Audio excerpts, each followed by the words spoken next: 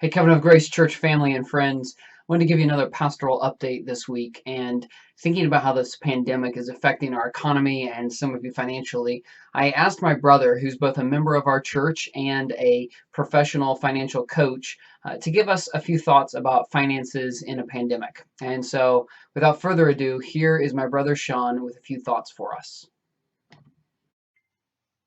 Hello, Covenant Grace Church. Sean Hudson here, fellow member and financial coach by profession. Talk for a few minutes about money in relation to the pandemic. I know that many of you are feeling the strain or are concerned that you will be feeling the strain of it all soon. And that's because these are unprecedented times. We've had an economic downturn that has been severe and very sudden. We went from historic highs to some historic lows in a matter of weeks, and we're all just trying to figure out what is going on and what is going to go on in the weeks and the months ahead. 22 million of us, 22 million people in our country, 15% of the workforce, has filed for unemployment in the last 4 weeks. Some people even in the midst of our own congregation have done that. So if you look at all the gains that we made economically and in terms of jobs since the Great Recession of 2008 and 2009, um, all those gains have been wiped out in a matter of weeks here now with this pandemic. So record-breaking losses, and it's breaking many hearts in many homes. It's very stressful. Jobs are evaporating. When that happens, obviously financial strain grows, money challenges press down, stress builds up. Savings accounts are leaner than we want them to be. Debt is greater than we would like it to be, and so folks' burdens are getting heavy right now. And if we think about it, this is an opportunity, right? It's an opportunity for the church. If people are getting burdened by the weight of it all, and then Galatians 6:2 tells us, bear one another's burdens, and so fulfill the law of Christ. This is an opportunity for us to bear one another's burdens and to lift each other up in that way, and so fulfill the law of Christ. So I want to ask you to think about if you know anyone who is being burdened right now, who is living a burdened life, who's getting slowly, or maybe quickly, crushed by the weight of all this financial strain and turmoil in our country right now. Think about your family and your friends and your neighbors. Is there anybody who is not okay? Because now's the time to check on them. Now's the time to know.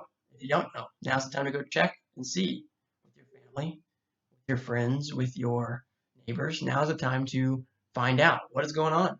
Do they have needs? Is there a way you can serve them? Is there a way you can love them? Is there a way that you can be generous to them? I want to reflect for just a minute on 2 Corinthians 9:11, which says, you will be enriched in every way to be generous in every way, which through us will produce thanksgiving to God.